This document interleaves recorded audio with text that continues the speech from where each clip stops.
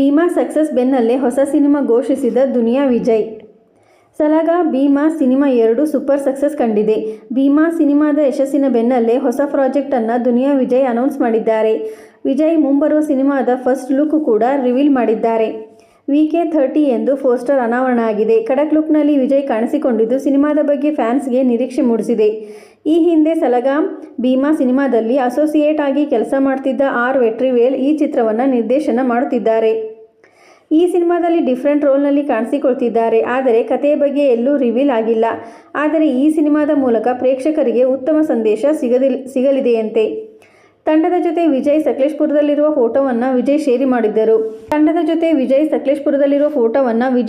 ಮಾಡಿದ್ದರು. 2 ಹೊಸ ಸಿನಿಮಾಗಳಿಗೆ ತಯಾರಿ ಮಾಡಿಕೊಳ್ಳುತ್ತಿದ್ದು ಅವರೇ ಕತೆ ರೆಡಿ ಮಾಡುತ್ತಿದ್ದಾರೆ ಎಂದು ತಿಳಿಸಿದ್ದರು. ಈ ಬೆನ್ನಲ್ಲೇ VK30 ಚಿತ್ರದ ಅಧಿಕೃತ ಘೋಷಣೆ ಮಾಡಿರೋದು ಅಭಿಮಾನಿಗಳಿಗೆ ಕುತೂಹಲ ಮೂಡಿಸಿದೆ. ಇದೇ ರೀತಿ ಕನ್ನಡ ಸಿನಿಮಾಗಳ ಮಾಹಿತಿಗಾಗಿ ನಮ್ಮ ಚಾನಲನ್ನು ಸಬ್ಸ್ಕ್ರೈಬ್ ಆಗಿ ಮತ್ತು ಶೇರ್ ಮಾಡಿ. ಧನ್ಯವಾದಗಳು.